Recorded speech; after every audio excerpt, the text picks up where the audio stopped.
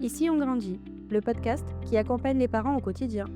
Bonjour à tous, on se retrouve aujourd'hui pour un nouveau podcast sur les thèmes petite enfance et accompagnement à la parentalité.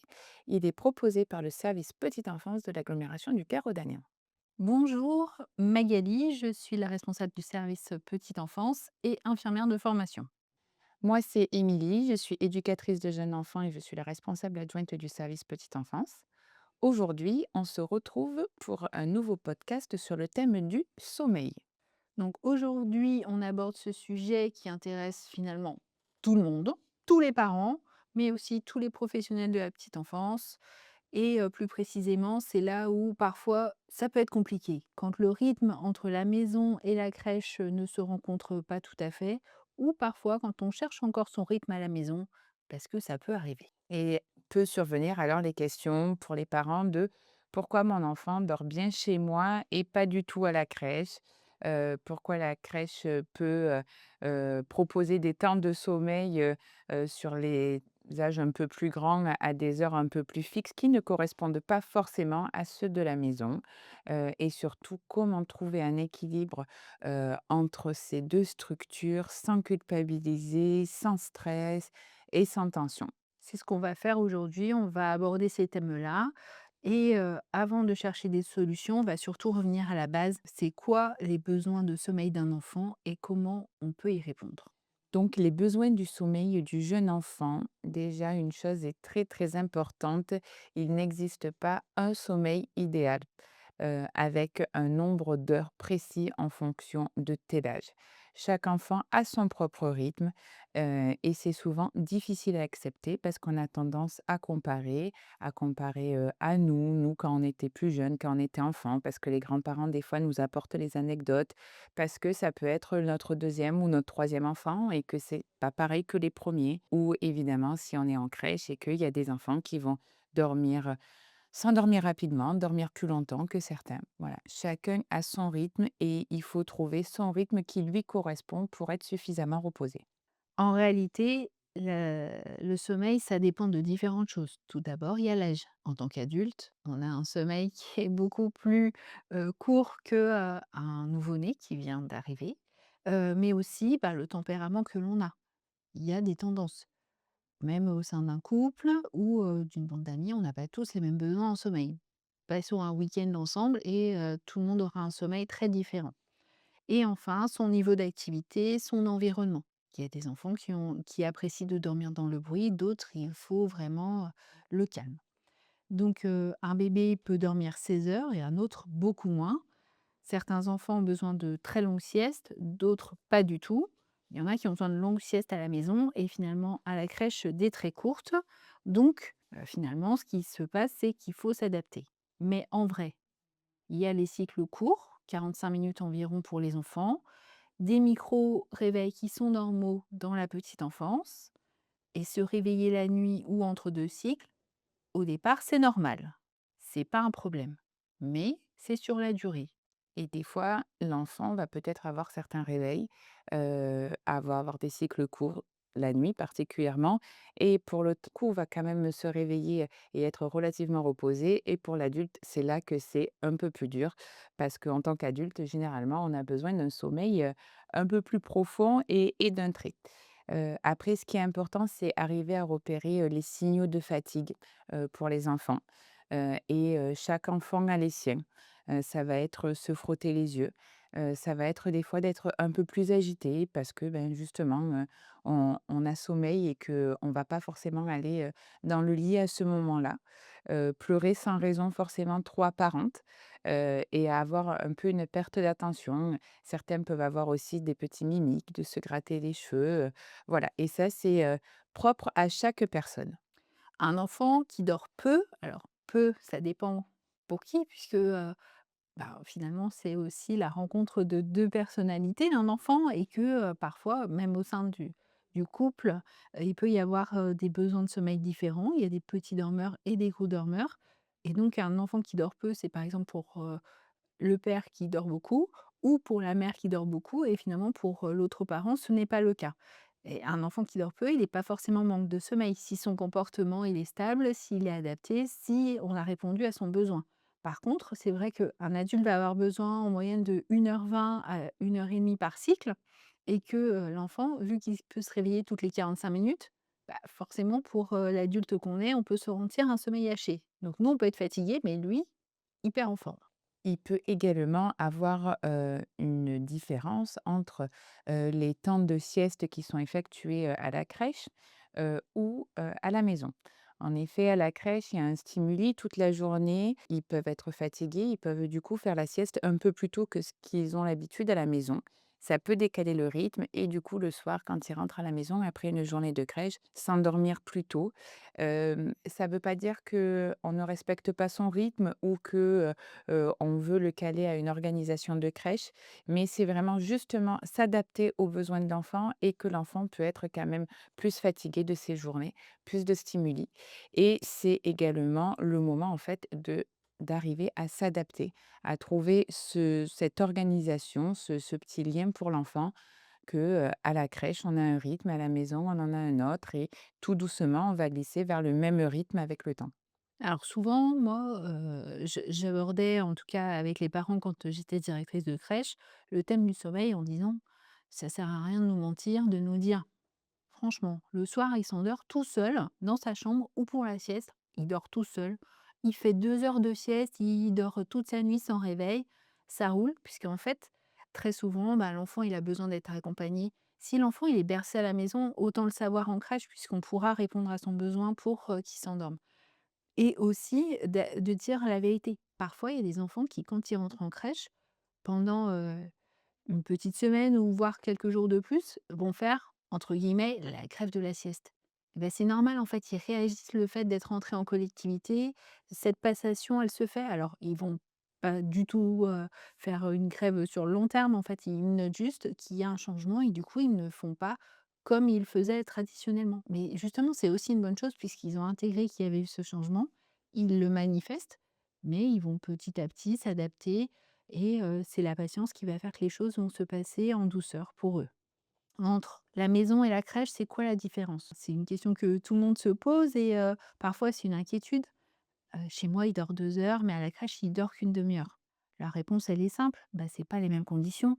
À la crèche, il y a beaucoup plus de stimulation, il y a plus de bruit, plus de mouvement, parce que même si on essaye de répondre individuellement à chaque besoin, dans une crèche, il y a des enfants qui des fois, peuvent crier, peuvent, avoir des bruits, beaucoup plus forts que dans un univers à la maison où on est seul. Et ce qui va créer des réveils, qui va créer, plus de fatigue, et il y a également un rythme collectif qui est mis en place, surtout pour les plus grands. On tend quand même, à avoir un rythme, qui après, va suivre celui de l'école maternelle, et c'est vrai, que même avec toute la bienveillance du monde, une crèche reste un lieu de vie collectif où on est plusieurs. À la maison, bien sûr, on connaît ses repères, on a notre petit rituel de coucher. Voilà, justement, si l'enfant il est bercé et que le parent ne nous le dit pas en crèche, ce sera difficile de le faire du coup. Et il y a la disponibilité de l'adulte qui souvent est pas très loin. Et puis j'ai envie de dire, bah, souvent chez nous, on dort très très bien. Passons le week-end chez des amis ou à l'hôtel. On aura une nuit qui sera plus hachée en tant qu'adulte parce que, bien sûr, on n'a pas nos repères habituels. Bien sûr, en crèche à terme, les repères se font, mais à la maison, on a vraiment des repères très stables. Un enfant, il peut parfaitement aussi avoir 2 rythmes différents sans que ce soit un problème. Un enfant, il peut, dormir 1 heure à la crèche parce que finalement, bah, c'est là où il fait le plein d'énergie pour finir la journée, mais aussi avoir besoin de beaucoup plus quand il est à la maison parce qu'il se sent, finalement plus à son aise, ça répond plus à ses besoins de silence et d'accompagnement. C'est un peu comme, nous les adultes, on dort pas de la même façon, toutes les fois. Après, il y a la vraie question du comment aider l'enfant à trouver un équilibre entre ces 2 univers. Donc, trouver un équilibre, c'est le chercher. Chercher cet équilibre, ça ne veut pas dire chercher la perfection. C'est chercher ce qui fonctionne pour cet enfant et ce qui fonctionne pour cet enfant n'est peut-être pas la même chose que pour un autre. Côté parent, je pense que déjà ce qui est le plus important, le premier réflexe, c'est éviter de comparer.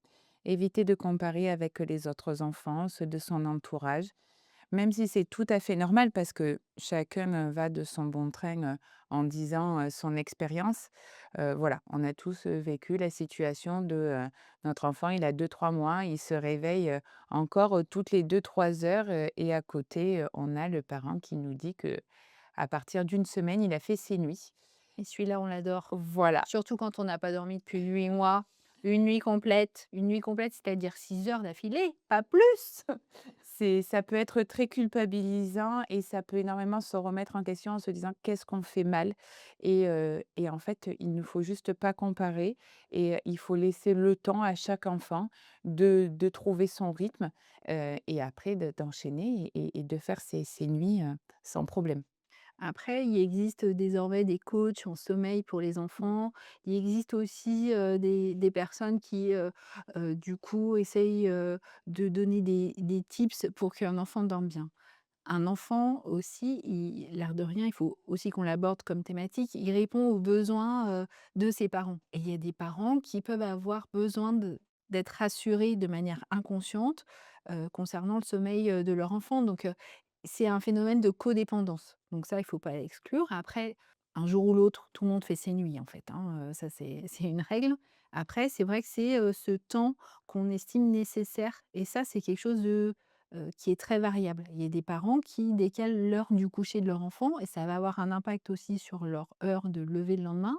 Bah oui, mais pas tous en fait. Parce qu'il y a des enfants, bah, c'est des vrais métronomes, hein, ils se réveillent tous les jours à la même heure, qu'ils soient couchés à 23 heures, à minuit ou qu'ils soient couchés à 20 heures en fait. C'est dans leur rythme, ils sont constitués comme ça et il faut accepter ce moment-là. Donc c'est pour ça que c'est important de ne pas comparer. Et puis, il y a une horloge biologique propre à chacun et ça, c'est vraiment très important. Donc, on adapte l'heure du coucher selon la journée. Une journée où on a été à la plage, et qu'on n'a pas forcément fait la sieste, en effet, que l'enfant, d'avoir, joué, en extérieur toute la journée va être quand même bien plus fatigué qu'une journée, on va dire, un peu plus lambda, à la maison. On observe les signaux et on s'adapte aux signaux. Si peut-être qu'il est en train de grandir à ce moment-là, ses besoins en sommeil seront majorés. Peut-être aussi qu'il couve qu'il a une petite maladie et qu'il aura besoin de plus de sommeil. Donc ça, c'est important de le respecter. Et accepter en fait, ces variations, parce que des fois, pendant une semaine, ça y est, on se dit: «Il fait ses nuits» et bim, la semaine d'après, de nouveau les réveils et oui, en effet, il y a des variations et tout n'arrive pas du jour au lendemain et c'est OK et c'est pour, tout le monde pareil. Et quand on est professionnel, même en collectivité, en crèche, hein, on essaye au maximum de s'ajuster. On propose des temps calmes pour des enfants qui ne veulent plus dormir, de faire de sieste, et ça arrive chez les plus grands. Mais parfois, ben, ils dorment plus à la maison parce qu'ils ont la stimulation de la fratrie ou du mode de vie des parents. Mais en crèche, eh ben, le fait d'avoir été en collectif toute la journée va faire que ben, finalement, ce temps calme va se transformer en temps de sommeil. On respecte, les petits dormeurs, ceux qui, vraiment, eux, c'est juste des siestes de récup. Ils aiment profiter du temps, collectif. Et puis, bah, il y a ceux qui, du coup, sont beaucoup plus, en besoin de sommeil et ça aussi, on le respecte. Il y a toujours une bonne communication entre adultes et il faut savoir se dire la vérité. Oui, je le berce, oui, il a besoin de la présence de l'adulte à côté, il aime sa petite musique et ben, c'est mieux de le savoir. Donc on arrive à la communication parent-professionnel. Souvent le thème du sommeil peut créer un petit peu des tensions, par, la peur d'être jugé. Un sujet également par rapport au sommeil, ça va être, le cododo, avec l'enfant qui va dormir avec ses parents, pendant, plusieurs mois. D'ailleurs, c'est une recommandation, hein, qui est sur les carnets de santé, que c'est connu que jusqu'aux 6 mois de l'enfant, en tout cas, il est recommandé que l'enfant dorme dans la chambre de ses parents, donc vraiment sur ça, il y a pas de jugement et il y en a qui c'est même plus et sur ça, il y a aucun problème. Il faut pas avoir la peur du jugement, mais vraiment l'expliquer pour le comprendre. Il y a aucun problème, en fait. Si l'enfant, il est rassuré et que le parent, il est très bien, également avec le fait que son enfant, dorme dans son lit alors qu'il a 8 mois, il y a aucun problème. Des fois, juste de le verbaliser auprès des professionnels, c'est d'avoir l'information parce que, ben, on sait que, voilà, l'enfant, peut-être qu'il va avoir besoin peut-être plus d'un t-shirt avec l'odeur de son parent pour s'endormir plutôt qu'un doudou, ça peut plus le rassurer et des fois, après, derrière, il peut avoir des petits, tips comme ça qui peuvent être, donnés pour, faciliter, en fait, la transition entre, la maison et la crèche. Pendant qu'on aborde le cododo, c'est quand même important d'avoir un message de prévention. On met, des accessoires. Alors accessoires, le lit doit être adapté à l'âge de l'enfant, avoir un couchage ferme, ne pas avoir des coussins dessous parce qu'on pense que c'est mieux, De d tour de lit. 2 tours de lit, avoir une turbulette adaptée à la taille, ne pas, dormir avec une couverture. Il n'y a pas de coussin dans le lit de l'enfant, s La et température des de la peluches. de la pièce. Voilà, qui doit être, inférieur à 18°, ou aux alentours de 18°. Voilà, tout ça, c'est un message de prévention qui est important. C'est pas parce que l'enfant, il dort dans votre chambre, qu'il doit, dormir en fait, dans un lit qui n'est pas adapté. Donc ça, c'est vraiment important. Après, il y a des familles où traditionnellement, il y a des cultures où ça se fait et c'est important de pouvoir le respecter et même en France, c'est quelque chose qui est courant. C'est comme un enfant qui est allaité, qui s'endort, finalement, au sein de sa mère, bah, il va lui falloir un petit temps, mais il va s'endormir à la crèche en étant accompagné de manière différente. On va pas lui donner le sein bien sûr, hein, mais voilà, il va être accompagné de manière différente et c'est ça qui est important, en fait. C'est de pouvoir, être dans l'échange, voilà. Après, il faut toujours, observer, partager plutôt que de dire: «C'est comme ça». Alors on peut dire par exemple, «Je remarque qu'il est très fatigué le soir, comment ça se passe à la crèche?» Et du côté des parents, exprimer les inquiétudes, tout ce qu'on ressent. Et côté professionnel aussi, c'est, bah, être, à l'écoute de ce que la famille, va nous poser. Des fois, d'avoir, 1 ou 2 informations, même une petite phrase, ça permet, de se réajuster. Mais, c'est surtout aussi expliquer que des fois, en collectivité, il peut avoir certaines contraintes sans imposer.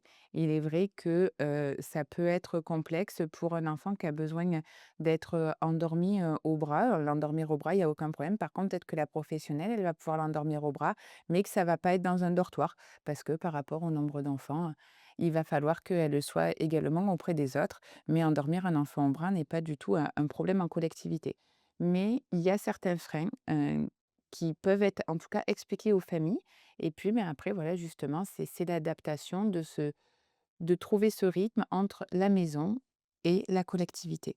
On a tous connu un enfant qui, fait des pleurs de décharge parfois à l'endormissement, pendant 5 minutes. Alors oui, à la maison, c'est tout à fait possible, mais quand il est dans un dortoir avec 10 enfants, c'est plus compliqué, quand les autres sont déjà endormis. Donc voilà, on cherche à chaque fois la solution pour que l'enfant puisse atteindre le sommeil, mais pas forcément comme c'est fait à la maison.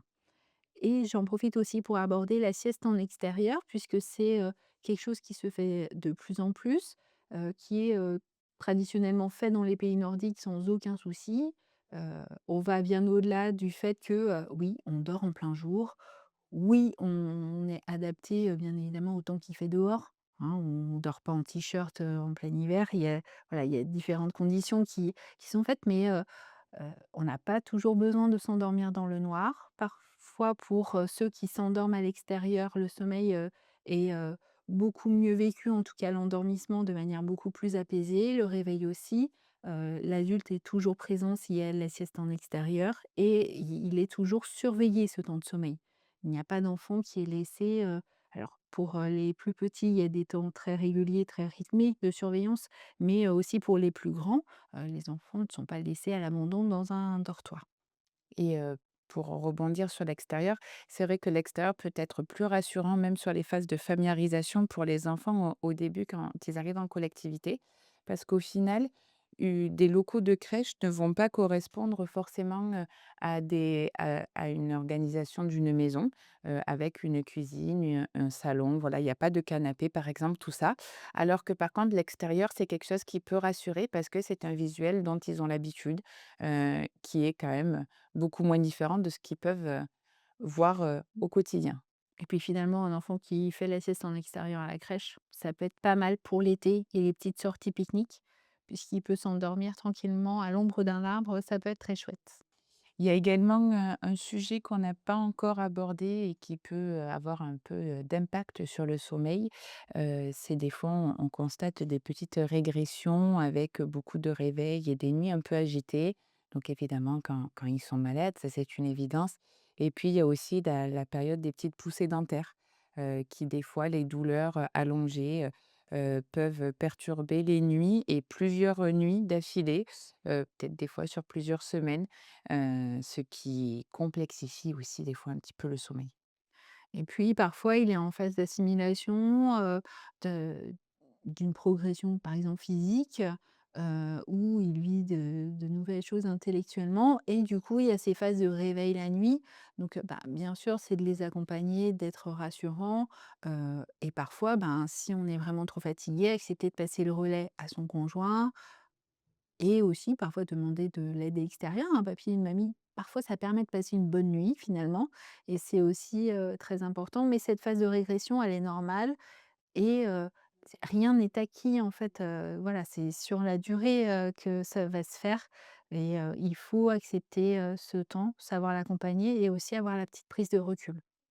Il peut également avoir, lors de changements, dans l'organisation familiale, on va dire, avec, des fois, ben, un rythme qui était trouvé et puis, ben, la reprise du travail de maman, un déménagement, un changement de maison ou l'arrivée d'un petit frère ou d'une petite sœur, qui peut, également être très bien, accepté tout au long de la journée, mais qui par contre, ça va avoir des répercussions sur le sommeil, parce que ça joue un petit peu, sur les émotions à ce moment-là. Donc voilà, c'est des points qui sont quand même importants. Rien n'est acquis, il peut y avoir des phases de régression, mais le sommeil va revenir. On arrive à la conclusion de ce moment. Est-ce qu'il y a un message à retenir aujourd'hui? Il n'y a pas de sommeil parfait. Non. Et il y a pas de remède. Il y a pas de petite, info qui permettrait de permettre aux enfants de direct faire, leur nuit complète. En tout cas, il y avait, un message qu'on voulait faire passer, c'est surtout que entre parents professionnels, on est dans la même équipe et c'est celle de l'enfant, l'équipe. Chaque enfant a son propre rythme, chaque rythme est différent et il faut savoir, l'accepter, je pense, juste ça, pour pouvoir relativiser. Et puis, ben, ça se régule avec le temps. Chaque enfant, en fait, va acquérir, le sommeil comme il va acquérir la marche, comme il va acquérir l'autonomie et donc ben, il y en a qui sont plus rapides que d'autres. Alors oui, ceux qui font les nuits en sortant de la maternité, ils ont beaucoup de chance. Mais il y aura d'autres choses qui feront pas comme les autres et c'est ça qui est plutôt rassurant, c'est que chacun, vit, des moments très, mesurés. Bien sûr que quand, on est parent et qu'on n'a pas dormi de la nuit, c'est très dur d'enchaîner sur sa journée de travail. Bien sûr que quand son enfant se réveille plusieurs fois par nuit, c'est très difficile et j'ai envie de dire, c'est normal, c'est normal. À terme, tout ça rentre dans l'ordre. C'était les mots pour, clôturer, ce podcast. Merci Magali pour, cette expérience et ces apports. Merci Émilie pour ce temps de partage. On vous dit à très bientôt, pour un nouveau podcast.